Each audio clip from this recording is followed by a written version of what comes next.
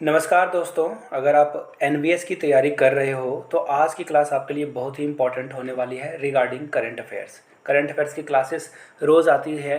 आपने चैनल को सब्सक्राइब नहीं किया है तो कर लीजिए, और पुराने करंट अफेयर्स की वीडियोस को देखने के लिए आप प्लेलिस्ट से जाकर देख सकते हो। लिंक मैं आपको डिस्क्रिप्शन बॉक्स में भी दे दूंगा। तो चलिए वेरी फर्स्ट क्वेश्चन की ओर हम लोग बढ़ते हैं, जो कि आपके सामने ये रहा। आपको बस ये बताना है, नियो बैंक के ओपन के देश में किस देश में यूनिकॉर्न बनने के साथ ही भारत में यूनिकॉर्न की लहर अब तक के उच्चतम स्तर पर पहुंच गई है। तो आपको बस ये बताना है कि भारत की प्लेस क्या है।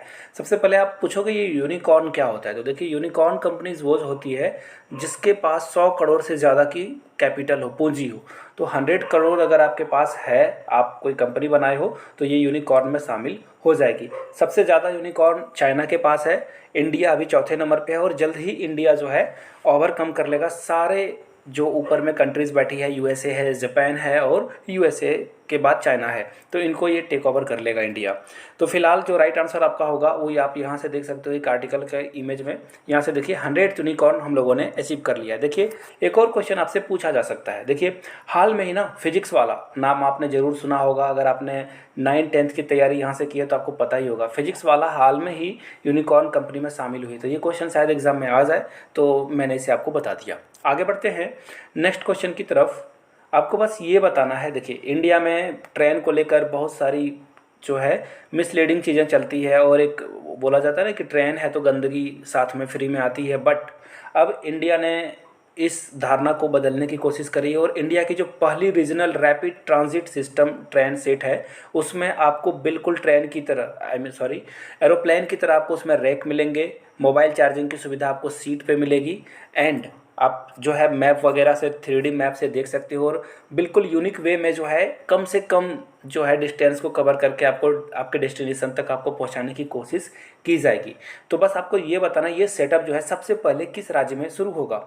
ऑप्शन आपके रहे महाराष्ट्र, बिहार, गुजरात या तमिलनाडु। तो इसका जो राइट आंसर है, याद रखिएगा, मोदी जी पहले कहाँ के सीएम थे? गुजरात के। तो ट्रेन भी सबसे पहले वहीं आएगी। तो राइट आंसर आपका क्या हो जाएगा? Gujarat is right answer. C को लॉक कर लिया जाए। बढ़ेंगे अगले क्वेश्चन की ओर। यहाँ से देखिए आपके सामने एक इमेज भी है, यहाँ से आप देख सकते हो ट्रेन कुछ इस तरह दिखेगा। एक बात का खास ख्याल रखिएगा, ये बुलेट ट्रेन नहीं है। ये बुलेट ट्रेन नहीं है। ये जो है इसमें फैसिलिटीज़ ज़्यादा रहेगी, और इसमें आप जो है सफ़र का भी आनंद ले सकते हो और इन्जॉय कर सकते हो इसे। नेक्स्ट क्वेश्चन की ओर हम लोग बढ़ते हैं। आपको बस ये बताना है कि पंजाब विश्वविद्यालय यानी कि पंजाब यूनिवर्सिटी में, चंडीगढ़ में जो 69th कॉन्वोकेशन रखी गई थी, इसको किसने अटेंड किया था? मोदी जी ने, अमित शाह ने, वेंकैया नायडू या रामनाथ कोविंद? तो इसका जो राइट आंसर होगा, हमारे उपराष्ट्रपति, भारत के उपराष्ट्रपति वेंकैया नायडू ने इसे अटेंड किया था, और वो अगले उपराष्ट्रपति अब रहेंगे नहीं, क्योंकि उनके जगह पे इनको जो है रिप्लेस करने के लिए धनखड़ साहब आ रहे हैं। अगले क्वेश्चन की हम लोग बढ़ते हैं। यहाँ से आप देखो, आपको बस ये बताना, देखिए कोविड-19 का कहर ऐसा है कि अब भी 2022 में भी जो है खेलों को जो है पोस्टपोन किया जा रहा है इन्फिनिटी टाइम के लिए। वो भी सोच लो आप। अभी आपको पता होगा चाइना में कोविड के केसेस को लेकर बहुत ही सख्ती बरती जा रही है, तो इन्होंने एशियन खेल को फिलहाल के लिए जो है पोस्टपोन कर दिया है। ये चाइना में होने वाला था, चाइना होस्ट कंट्री थी। तो राइट आंसर आपका डी हो जाएगा।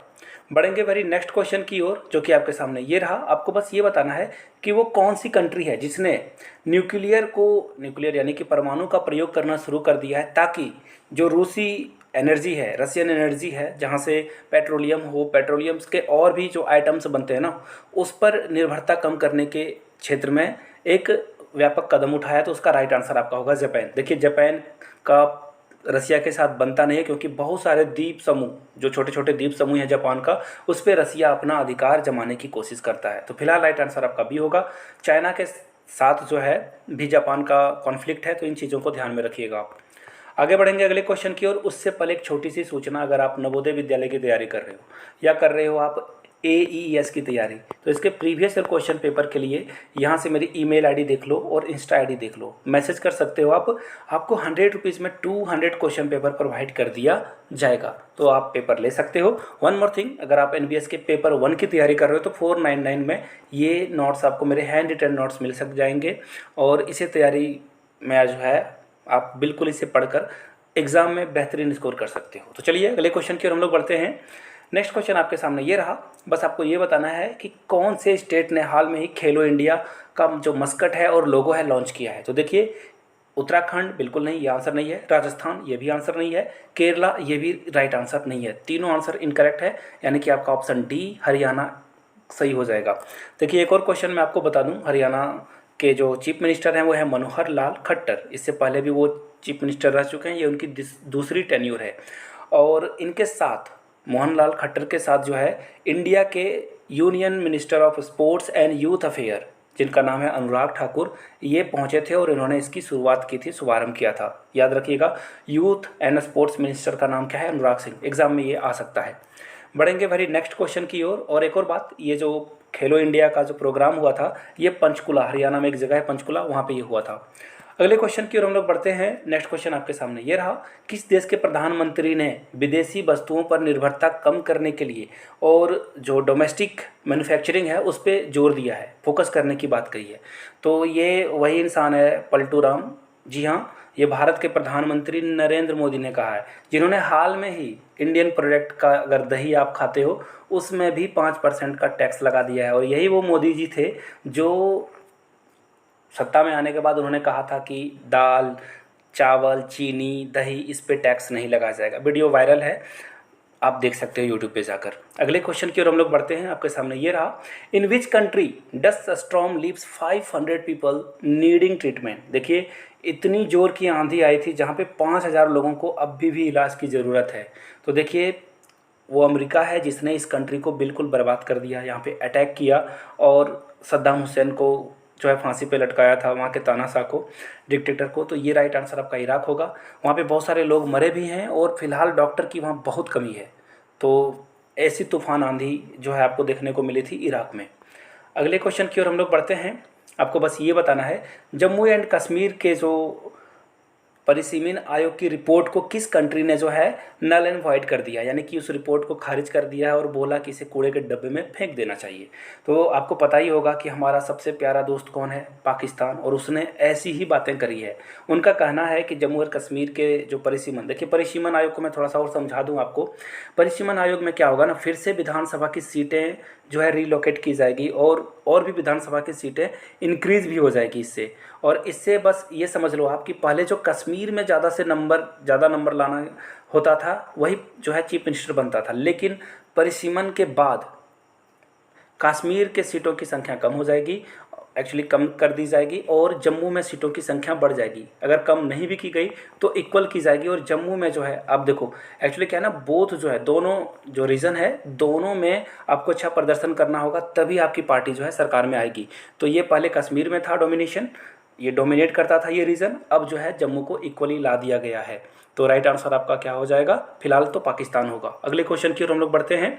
इजराइल ने जो है वेस्ट बैंक, देखिए आपको पता होगा इजराइल का जो मैप है ना बड़ा कॉम्प्लिकेटेड है। प्लीज़ आप लोग इजराइल का मैप कीजिएगा, उसे जाकर उसे देख लीजिए, रिसर्च कर लीजिए, उस पर आपको इंडिया का मैप दिखेगा। अगर आप सोचो, इमेजिन करो कि मध्य प्रदेश के बगल में एक छोटा सा कंट्री एग्जिस्ट करता है, ऐसा पॉसिबल है? ऐसा इंडिया के मैप में आपको नहीं दिखेगा, लेकिन ऐसी कंट्री है कि इजराइल, जिसके बीच में वेस्ट बैंक है और जो कि फ़िलिस्तीन का हिस्सा है। तो खैर, इसमें जो है कितने लोगों की बस्तियों को जो है वहाँ पे बनाने की मंजूरी दे दी गई है इजराइल के द्वारा। ये आप देख सकते हो, कंट्री ये फ़िलिस्तीन का है, लेकिन इजराइल वहाँ पे अलाउ करेगा कि यहाँ पे कौन कौन लोग बस सकते हैं, कौन कौन लोग नहीं बस सकते हैं। तो फिलहाल इसका जो राइट आंसर होगा, इजराइल के जो मिनिस्टर हैं इन्होंने 4000 जो है लोगों को बसने की अनुमति दी है। अगले क्वेश्चन की ओर हम लोग बढ़ते हैं। एक्चुअली अगला क्वेश्चन खत्म हो चुका है। The quick points of the day की बारी है। तो यहाँ से आप देखिए वेरी वेरी इंपॉर्टेंट क्वेश्चन देख सकते हो जो कि एग्जाम में आते ही रहते हैं। नारायण राणे महाराष्ट्र के जो है बीजेपी के नेता रह चुके हैं और ये पहले कांग्रेस में भी थे, उसके बाद वो बीजेपी में उन्होंने स्विच किया था। तो इनसे रिलेटेड क्वेश्चन आपको दिखेगा, बेंगलोर से रिलेटेड क्वेश्चन दिखेगा। स्क्रीनशॉट आप ले लीजिए, मैं आपको 2-3 सेकंड का वक्त दे रहा हूँ, आप स्क्रीनशॉट लेके इसे सेव कर सकते हो। वन मोर थिंग, अगर आपने अभी तक चैनल को सब्सक्राइब नहीं किया तो सब्सक्राइब कर लीजिए, लाइक का बटन नहीं दबाया है तो दबा लीजिए और इसे जो है शेयर ज़रूर कर दीजिए इस वीडियो को। थैंक यू सो मच, आपने वीडियो को यहाँ तक देखा, बहुत बहुत शुक्रिया आपका।